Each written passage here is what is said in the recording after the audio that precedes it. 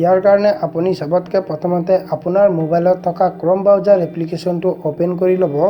মই মোৰ মোবাইলত থকা ক্ৰম ব্ৰাউজাৰ এপ্লিকেশ্যনটো অ'পেন কৰি আপোনালোকক দেখুৱাই দিছোঁ। বন্ধুসকল, আপোনালোকে দেখিছে সবতকৈ প্ৰথমতে আছে ইম্পৰ্টেণ্টত কোৱা হৈছে যে যিসকল প্ৰাৰ্থীয়ে 22/12/2016 চনত বনৰক্ষী অথবা কাঠমিস্ত্ৰী পদত আবেদন কৰিছিলে সেইসকল ব্যক্তিয়ে নতুনকৈ আবেদন কৰাৰ কোনো প্ৰয়োজন নাই। সেইসকলৰ সেই পুৰণি আবেদনখনকে ইয়াত লোৱা হ'ব। আৰু ইয়াত এইটোও কোৱা হৈছে যে সেইসকল ব্যক্তিয়ে সেই দুটা পদৰ উপৰিও যদি অন্য পদত আবেদন কৰিব বিচাৰে তেতিয়াহ'লে সিহঁতৰ বাবে 1/6/2020 তাৰিখে উপলব্ধ হ'ব। সবতকৈ প্ৰথমতে আপোনালোকে ৰেজিষ্ট্ৰেশ্যন হ'ব লাগিব। যদি আপুনি ৰেজিষ্ট্ৰেশ্যন আগৰে পৰা কৰি থৈছে তেতিয়াহ'লে ইয়াত ফোন নাম্বাৰ আৰু ডেট অফ বাৰ্থ এণ্টাৰ কৰি আপুনি লগ ইন হ'ব পাৰিব। আপোনালোকে ইয়াত দেখিছে যে অপেনিং ডেট আছে 25/5/2020 চন আৰু ক্লজিং ডেট আছে 25/6/2020 চন। আপুনি যদি নতুনকৈ আবেদন কৰিব বিচাৰিছে তেতিয়াহ'লে আপুনি চিম্পলি ক্লিক হিয়াৰ টু এপ্লাইত আপুনি ক্লিক কৰি ৰেজিষ্ট্ৰেশ্যন হৈ ল'ব পাৰিব।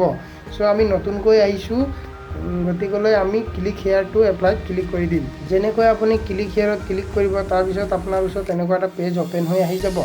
ইয়াত আপোনাৰ সোধা হৈছে যে 22/12/2016 অধীনত বনৰক্ষী বা কাঠমিস্ত্ৰী অথবা উভয় পদত আবেদন কৰিছিলে নেকি?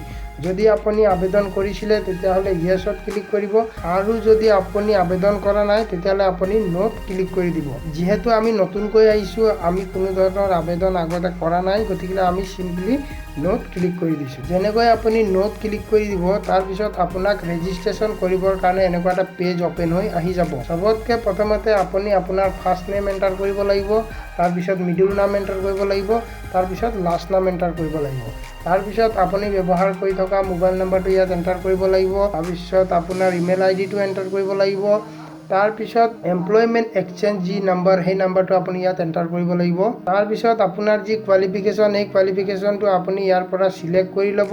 তাৰপিছত আপোনালোকে ইয়াত দেখিছে কাষ্টটো আপুনি চিলেক্ট কৰি ল'ব, আপুনি কি কাষ্টৰ হয় এইটো চিলেক্ট কৰি ল'ব। তাৰপিছত আপুনি ডেট অফ বাৰ্থ ইয়াত ফিল কৰি চিম্পলি ৰেজিষ্টাৰত ক্লিক কৰি দিব। তেতিয়াহ'লে আহক মই মোৰ ইনফৰ্মেশ্যনটো ফটাফট ফিল আপ কৰি আপোনালোকক দেখাই দিছোঁ। যেনেকৈ আপুনি সম্পূৰ্ণ ফিল আপ কৰি ল'ব তাৰপিছত তলত যি ৰেজিষ্টাৰ অপশ্যন দেখিছে সেই ৰেজিষ্টাৰ অপশ্যনটোত ক্লিক কৰি দিব। যেনেকৈ আপুনি সম্পূৰ্ণ ফিল আপ কৰি ল'ব, আপুনি সম্পূৰ্ণ ফিল আপ কৰাৰ পিছত আপুনি তলত দেখিছে যি ৰেজিষ্টাৰৰ অপশ্যন আছে আপুনি চিম্পলি তাৰ ওপৰত ক্লিক কৰি দিব। যেনেকৈ আপুনি ৰেজিষ্টাৰ ওপৰত ক্লিক কৰিব তাৰপিছত আপোনাৰ ওচৰত এনেকুৱা এটা ইণ্টাৰফেচ অ'পেন হৈ আহি যাব। আপুনি ইয়াত সম্পূৰ্ণ পঢ়ি ল'ব কি আছে কি নাই। ইয়াত দিয়া সকলো ডকুমেণ্ট যদি আপোনাৰ ওচৰত আছে তেতিয়াহ'লে আপুনি ইয়েছত ক্লিক কৰিব, আৰু যদি আপোনাৰ ওচৰত নাই তেতিয়াহ'লে আপুনি নোত ক্লিক কৰিব। আপুনি এবাৰ ইয়াৰ বিষয়ে ভালকৈ পঢ়ি চাই ল'ব কি চাৰ্টিফিকেট ইয়াত বিচৰা হৈছে। যদি আছে আপুনি ইয়েছত ক্লিক কৰিব। যিহেতু মোৰ ইয়াৰ ভিতৰত এটাও চাৰ্টিফিকেট নাই গতিকে মই সম্পূৰ্ণ নোত ক্লিক কৰি দিছোঁ। আপোনাৰ যদি থাকে তেতিয়াহ'লে আপুনি ইয়েছ নোট ক্লিক কৰিব, আৰু যদি নাই তেতিয়াহ'লে আপুনি নোট ক্লিক কৰিব। যিহেতু মোৰ ইয়াৰ ভিতৰত এটাও চাৰ্টিফিকেট নাই গতিকে মই নোট ক্লিক কৰি দিছোঁ। আপুনি নোট ক্লিক কৰাৰ পিছত আপুনি ৰাইট ছাইডে যি ছাবমিটৰ অপশ্যন দেখিছে চিম্পলি তাত ক্লিক কৰি দিব। চ' আহক মই আপোনালোকক ক্লিক কৰি দেখুৱাই দিছোঁ। যেনেকৈ আপুনি ছাবমিটত ক্লিক কৰিব তাৰপিছত আপোনাৰ ওচৰত এনেকুৱা এটা পেজ অ'পেন হৈ আহি যাব। আপুনি ইয়াত দেখিছে step 1, step 2, step 3, step 4, step 5, step 6 আৰু ষ্টেপ 7। আমাক এই গোটেইকেইটা ষ্টেপ ফিল আপ কৰিব লাগিব। এই 7টা ষ্টেপ কমপ্লিট কৰাৰ পাছতহে আপুনি আপোনাৰ আবেদনখন ফাইনেল ছাবমিট কৰিব পাৰিব। গতিকে আপুনি এই আটাইকেইটা ষ্টেপ কমপ্লিট কৰিব লাগিব। সবতকৈ প্ৰথমতে আপুনি দেখিছে ষ্টেপ 1। ষ্টেপ 1ত আমাক যি সোধা হৈছে এইবিলাক আমি কমপ্লিট কৰিব লাগিব। আহক আমি চাম ষ্টেপ 1ত আমাক কি সুধিছে। তাৰ কাৰণে আপুনি ওপৰ ফালে টানি লৈ যাব। তাৰপিছত আপুনি ইয়াত দেখিছে আপুনি যেতিয়া ৰেজিষ্ট্ৰেশ্যন কৰোঁতে কোৱালিফিকেশ্যন চিলেক্ট কৰিছিলে তাৰ ওপৰত নিৰ্ভৰ কৰি আমাক ইয়াত দুটা পোষ্ট দিছে। এটা হৈছে ফৰেষ্ট 1 আৰু এটা হৈছে ফৰেষ্ট গাৰ্ড।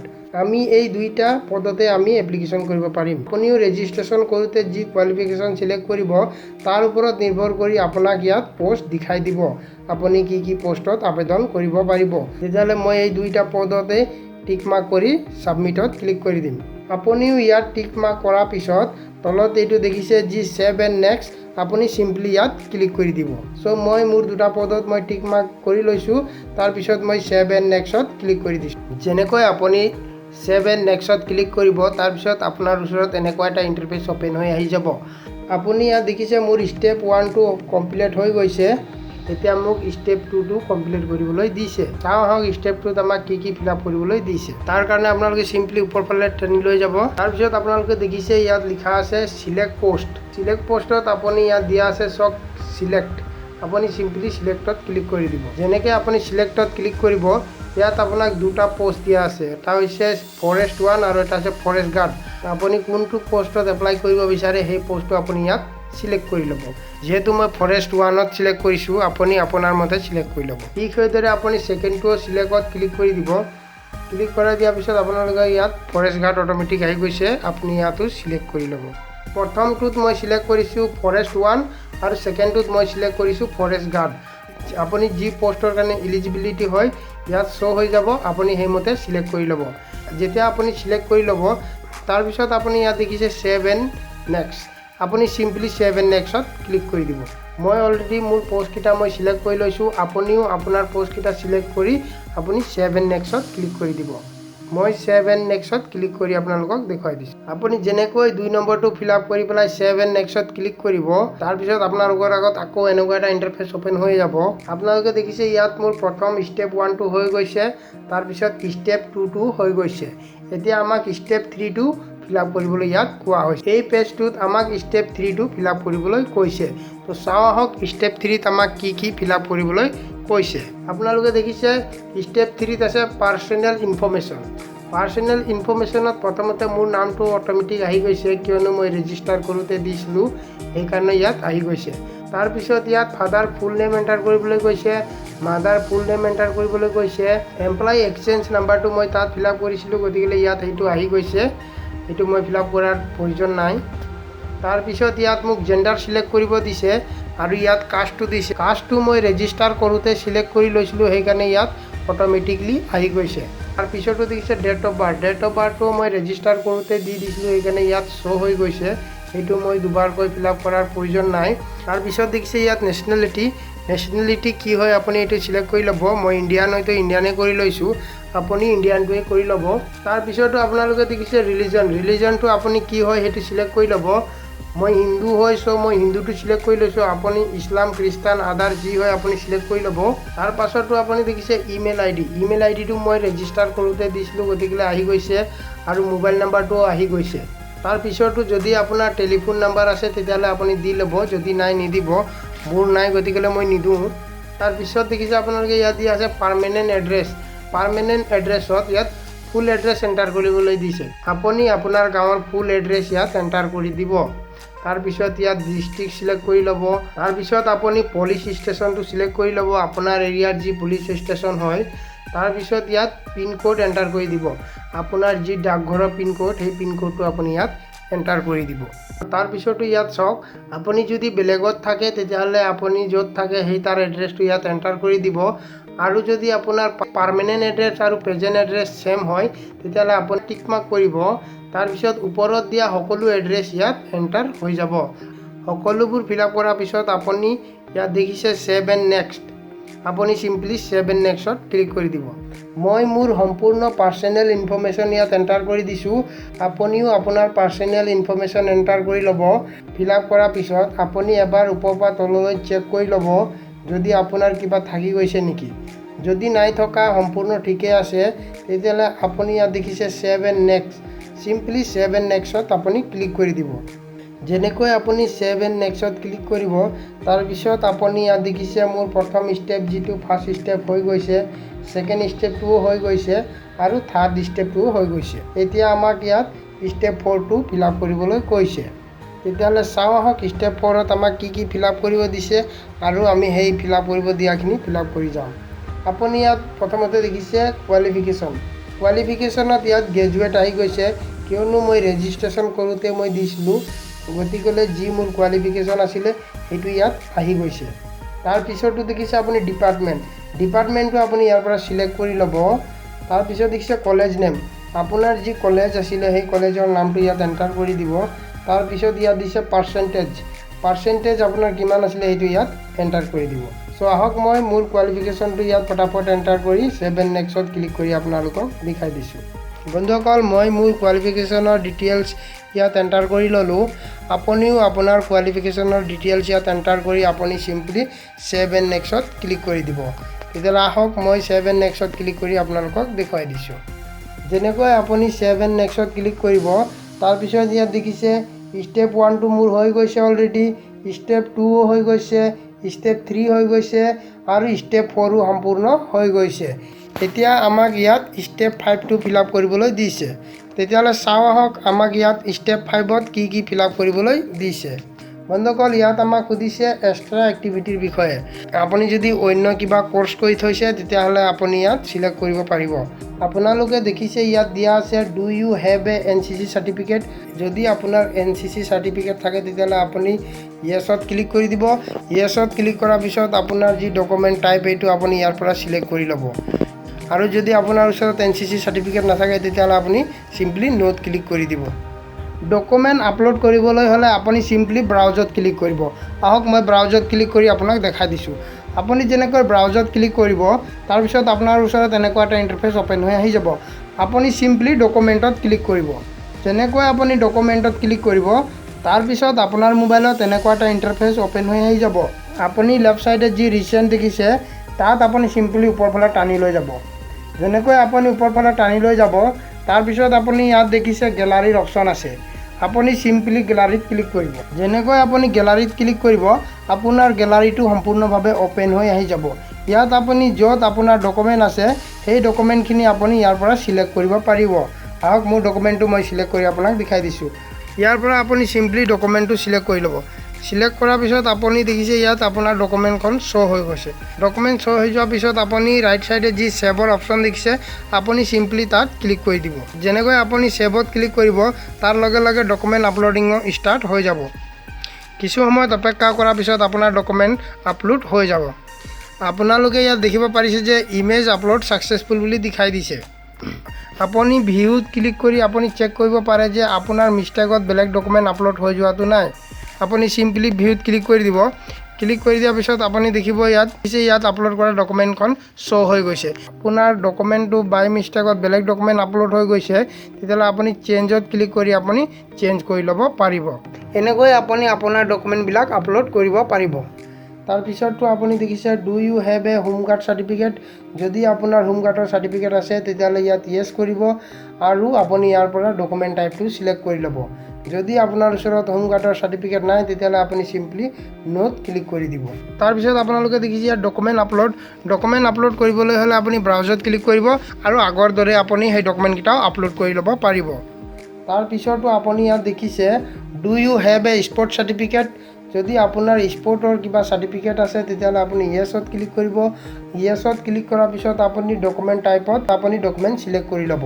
আৰু যদি আপোনাৰ ওচৰত স্পৰ্টৰ কোনো ধৰণৰ চাৰ্টিফিকেট নাই তেতিয়াহ'লে আপুনি নোট ক্লিক কৰিব।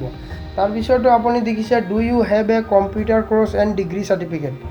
যদি আপোনাৰ ওচৰত কম্পিউটাৰ কোৰ্চ কৰা আৰু ডিগ্ৰী চাৰ্টিফিকেট থাকে তেতিয়াহ'লে আপুনি ইয়াত য়েছ কৰি দিব আৰু আপুনি ডকুমেণ্ট টাইপটো ইয়াৰ পৰা চিলেক্ট কৰি ল'ব। যদি আপোনাৰ ওচৰত কম্পিউটাৰ কোৰ্চ আৰু ডিগ্ৰী চাৰ্টিফিকেট নাই তেতিয়াহ'লে আপুনি চিম্পলি নোট ক্লিক কৰি দিব। একেবাৰে শেষৰটো আপুনি ইয়াত দেখিছে do you have a any work experience in forest department. যদি আপোনাৰ ফৰেষ্ট ডিপাৰ্টমেণ্টৰ কিবা এক্সপিৰিয়েঞ্চ আছে তেতিয়াহ'লে আপুনি য়েছ ক্লিক কৰিব আৰু ডকুমেণ্ট টাইপটো আপুনি ইয়াৰ পৰা চিলেক্ট কৰি ল'ব। যদি আপোনাৰ কোনো ধৰণৰ ৱৰ্ক এক্সপিৰিয়েঞ্চ ফৰেষ্ট ডিপাৰ্টমেণ্টৰ নাই তেতিয়াহ'লে আপুনি চিম্পলি নোট ক্লিক কৰি দিব। তেতিয়াহ'লে আহক বন্ধুসকল মই মোৰ ডকুমেণ্টকেইটা পটাপট চিলেক্ট কৰি আপোনাক ছেভ এণ্ড নেক্সটত ক্লিক কৰি দেখুৱাই দিম। যেনেকৈ আপুনি ছেভ এণ্ড নেক্সটত ক্লিক কৰি দিব তাৰপিছত আপোনাৰ ওচৰত এনেকুৱা এটা ইণ্টাৰফেচ অ'পেন হৈ আহি যাব। আপুনি দেখিছে ইয়াত চবতকৈ প্ৰথমতে ষ্টেপ 1টো মোৰ হৈ গৈছে, ষ্টেপ 2B হৈ গৈছে, ষ্টেপ 3ও হৈ গৈছে, ষ্টেপ 4ও হৈ গৈছে আৰু ষ্টেপ 5ও হৈ গৈছে। এতিয়া আমাক ষ্টেপ 6টো কমপ্লিট কৰিবলৈ দিছে। ষ্টেপ 6টো কমপ্লিট কৰিবলৈ আমাক কি দিছে আমি চাই লওঁ আহক। তাৰ কাৰণে আপোনালোকে চিম্পলি ওপৰফালে টানি লৈ যাব। আপুনি ইয়াত দেখিছে আপলোড ডকুমেণ্টত আপুনি প্ৰথমতে দেখিছে ডকুমেণ্ট টাইপত আছে এজ প্ৰুফ। এজ প্ৰুফত আপুনি আধাৰ কাৰ্ড, পান কাৰ্ড নহয়তো এডমিট কাৰ্ড আপুনি আপলোড কৰিব পাৰে। তাৰপিছত আপুনি ডকুমেণ্ট আপলোড কৰিবলৈ আপলোড ডকুমেণ্টত যি ব্ৰাউজাৰ অপশ্যন আছে আপুনি তাত ক্লিক কৰি গেলাৰীৰ পৰা আপুনি ডকুমেণ্ট আপলোড কৰি ল'ব পাৰিব। তাৰপিছতো আপোনালোকে দেখিছে ডকুমেণ্ট টাইপত আছে qualification certificate. Qualification certificate upload কৰিবলৈ হ'লে আপুনি যেতিয়া ৰেজিষ্টাৰ কৰোঁতে যি কোৱালিফিকেশ্যন দিছিলে সেই কোৱালিফিকেশ্যনৰ চাৰ্টিফিকেটটো আপুনি ইয়াত আপলোড কৰি দিব। যদি 10 পাছ কৰিছে হ'লে 10 পাছৰ চাৰ্টিফিকেট, স্কুল চাৰ্টিফিকেট, হাই ছেকেণ্ডেৰী পাছ কৰিছে যদি হাই ছেকেণ্ডেৰী চাৰ্টিফিকেটখন আপুনি আপলোড কৰি দিব। তাৰপিছত আপুনি দেখিছে আপলোড ডকুমেণ্ট। আপলোড ডকুমেণ্টত আপুনি ব্ৰাউজত ক্লিক কৰিব। ব্ৰাউজত ক্লিক কৰাৰ পিছত আপুনি গেলাৰীৰ পৰা ডকুমেণ্ট আপলোড কৰি ল'ব। তাৰপিছতো আপুনি দেখিছে ডকুমেণ্ট টাইপ। ডকুমেণ্ট টাইপত আপুনি ফটো আপলোড কৰিব লাগিব। ডকুমেণ্ট টাইপত ইয়াত ফটো আপলোড কৰিবলৈ দিছে। আপুনি পাছপৰ্ট চাইজৰ এটা ফটো আপলোড কৰিব লাগিব। ফটো আপলোড কৰিবলৈ আপলোড ডকুমেণ্টত গৈ আপুনি ব্ৰাউজত ক্লিক কৰিব। ব্ৰাউজত ক্লিক কৰি আপুনি গেলাৰীৰ পৰা আপোনাৰ পাছপৰ্ট চাইজৰ যি ফটো সেইটো আপুনি আপলোড কৰি দিব। তাৰ পাছতো আপুনি দেখিছে ডকুমেণ্ট টাইপত আছে ছিগনেচাৰ। ছিগনেচাৰ কাৰণে আপুনি এটা হোৱাইট পেপাৰত আপোনাৰ ছিগনেচাৰটো কৰি ল'ব আৰু মোবাইলৰ কেমেৰাত ফটো তুলি গেলাৰীত ছেভ কৰি ল'ব। আৰু ছিগনেচাৰ আপলোড কৰিবলৈ আপলোড ডকুমেণ্টত গৈ আপুনি ব্ৰাউজত ক্লিক কৰিব। ব্ৰাউজত ক্লিক কৰি আপুনি গেলাৰীৰ পৰা আপোনাৰ ছিগনেচাৰ ফটোকপি আপলোড কৰি ল'ব। তাৰপিছতো ডকুমেণ্ট টাইপত আছে কাষ্ট চাৰ্টিফিকেট আপলোড। ST হ'লে ST কাষ্ট চাৰ্টিফিকেট, OBC হ'লে OBC কাষ্ট চাৰ্টিফিকেট। ঠিক তেনেধৰণে আপোনাৰ যি কাষ্টৰ চাৰ্টিফিকেট হয় সেই চাৰ্টিফিকেটখন আপুনি ইয়াত আপলোড কৰিব লাগিব। আপলোড কৰিবলৈ হ'লে আপলোড ডকুমেণ্টত যাব, গৈ পেলাই আপুনি ব্ৰাউজত ক্লিক কৰিব। ব্ৰাউজত ক্লিক কৰি আপুনি গেলাৰীৰ পৰা ডকুমেণ্টটো আপলোড কৰি ল'ব। তাৰ পাছতো আপুনি ডকুমেণ্ট টাইপত দেখিছে এমপ্লয়মেণ্ট এক্সচেঞ্জ চাৰ্টিফিকেট। আপুনি প্ৰথমতে যেতিয়া ৰেজিষ্টাৰ কৰিছিলে তাত আপুনি এমপ্লয়মেণ্ট এক্সচেঞ্জ নাম্বাৰ এণ্টাৰ কৰি ৰেজিষ্ট্ৰেশ্যন হৈছিলে। ইয়াত আপুনি এমপ্লয়মেণ্ট এক্সচেঞ্জ চাৰ্টিফিকেটখনকে আপলোড কৰিব লাগিব। আপলোড কৰিবলৈ হ'লে আপলোড ডকুমেণ্টত আপুনি দেখিছে ব্ৰাউজাৰ। ব্ৰাউজাৰত ক্লিক কৰি আপুনি গেলাৰীৰ পৰা আপোনাৰ এমপ্লয়মেণ্ট এক্সচেঞ্জ চাৰ্টিফিকেটখন আপুনি আপলোড কৰি ল'ব। যেতিয়া আপুনি সকলো ডকুমেণ্ট আপলোড কৰি দিব তাৰপিছত আপুনি প্ৰত্যেকটো ডকুমেণ্টকে আপুনি ভিউত ক্লিক কৰি এবাৰ চেক কৰি ল'ব। এনেকৈ ভিউত ক্লিক কৰি আপুনি এবাৰ চেক কৰি ল'ব। তাৰপিছত আপুনি ক্ল'জত ক্লিক কৰি দিব। কিয়নো যদি আপোনাৰ কেনেবাকৈ মিষ্টেকত বেলেগ ডকুমেণ্ট আপলোড হৈ যায় তেতিয়াহ'লে আপুনি চেঞ্জ কৰি ল'ব পাৰিব। এনেকৈ আপুনি এবাৰ চেক কৰি ল'ব নিজৰ ডকুমেণ্টবোৰ শুদ্ধভাৱে আপলোড হৈছে নে নাই। তাৰপিছত আপুনি যি ছেভ এণ্ড প্ৰিভিউৰ অপশ্যন দেখিছে তাত আপুনি ক্লিক কৰি দিব। যেনেকৈ আপুনি ছেভ এণ্ড প্ৰিভিউত ক্লিক কৰিব তাৰপিছত আপোনাৰ ওচৰত এনেকুৱা এটা পেজ অ'পেন হৈ আহি যাব। আপুনি step 1, step 2, step 3, step 4, step 5ত যিবিলাক ফিল আপ কৰিছিলে সকলো ইয়াত শ্ব' হৈ যাব। আপুনি এবাৰ শুদ্ধকৈ ইয়াত চেক কৰি ল'ব, জানিবা আপোনাৰ ক'ৰবাত ভুল হৈ গৈছে। যদি আপোনাৰ ভুল হৈ গৈছে তেতিয়াহ'লে আপুনি ইয়াত শুদ্ধ কৰি ল'ব পাৰিব। আপুনি যেতিয়া ফাইনেল ছাবমিট কৰি দিব তাৰপিছত কিন্তু আপুনি শুদ্ধ কৰিব নোৱাৰে। গতিকে আপুনি ইয়াতে এবাৰ চেক কৰি লওক আপোনাৰ গোটেইখিনি শুদ্ধ হৈছে নে নাই। মই যিবিলাক ফিল আপ কৰিছিলোঁ মই গোটেইখিনি এবাৰ চেক কৰি লৈছোঁ। যদি মোৰ ক'ৰবাত ভুল হৈছে তেতিয়াহ'লে মই ইয়াতে শুদ্ধ কৰি ল'ব পাৰিম। আপোনাৰ যদি কিবা ভুল হৈছে তেতিয়াহ'লে আপুনি যদি শুদ্ধ কৰিব বিচাৰে তেতিয়াহ'লে আপুনি চিম্পলি ইয়াত তলত এডিটৰ অপশ্যন দেখিছে আপুনি ইয়াত ক্লিক কৰি দিব। আপুনি ইয়াত ক্লিক কৰি আপোনাৰ য'ত ভুল হৈছে সেইটো আপুনি শুদ্ধ কৰি ল'ব পাৰিব। মই চেক কৰিছোঁ মোৰ গোটেইখিনি শুদ্ধ আছে, গতিকে মই চিম্পলি ছাবমিটত ক্লিক কৰি দিম। আপুনিও চেক কৰি ল'ব, তাৰপিছত আপুনি ছাবমিটত ক্লিক কৰি দিব। যেনেকৈ আপুনি ছাবমিটত ক্লিক কৰিব তাৰ লগে লগে আপোনাৰ ওচৰত এনেকুৱা এটা পেজ অ'পেন হৈ আহি যাব। ইয়াত আপোনাক কৈছে যে আপুনি যিবোৰ ডিটেইলছ দিলে গোটেইখিনি শুদ্ধ হৈছে নে নাই। যদি শুদ্ধ হৈছে তেতিয়াহ'লে আপুনি ফাইনেল ছাবমিটত ক্লিক কৰক, আৰু যদি ভুল হৈছে তেতিয়াহ'লে আপুনি এডিটত গৈ শুদ্ধ কৰি লওক। যিহেতু মোৰ গোটেইখিনি শুদ্ধ হৈছে গতিকে মই ফাইনেল ছাবমিটত ক্লিক কৰি দিছোঁ। যেনেকৈ আপুনি ফাইনেল ছাবমিটত ক্লিক কৰিব তাৰপিছত আপোনাৰ মোবাইল নাম্বাৰত এটা OTP যাব। সেই OTPটো ইয়াত ছেকেণ্ড দেখাই আছে। ছেকেণ্ড দেখাই থকাৰ আগতে আপুনি এণ্টাৰ কৰি আপুনি ছাবমিট কৰি ল'ব। যেনেকৈ আপুনি ছাবমিটত ক্লিক কৰিব লগে লগে আপোনাৰ ওচৰত এনেকুৱা এটা ইণ্টাৰফেচ অ'পেন হৈ আহি যাব। আপুনি ইয়াত দেখিছে 1 নম্বৰতে কৈছে যে এপ্লিকেশ্যন ফৰ্ম। আপুনি যি এপ্লিকেশ্যন ফৰ্মখন ফিল আপ কৰিছিলে সেইখন আপুনি ইয়াৰ পৰা ডাউনলোড কৰি ল'ব পাৰিব। এডমিট কাৰ্ড আপুনি দেখিছে পেণ্ডিং।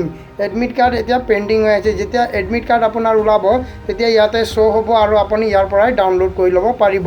তাৰ কাৰণে মই এটা আপোনাক ভিডিঅ' বনাই বুজাই দিম। তাৰপিছত ৰিজাল্ট, যেতিয়া আপুনি এক্সাম দিব, এক্সাম হৈ যোৱাৰ পিছত যেতিয়া ৰিজাল্ট আহিব আপুনি ইয়াতে আপোনাৰ ৰিজাল্টটোও চেক কৰিব পাৰিব।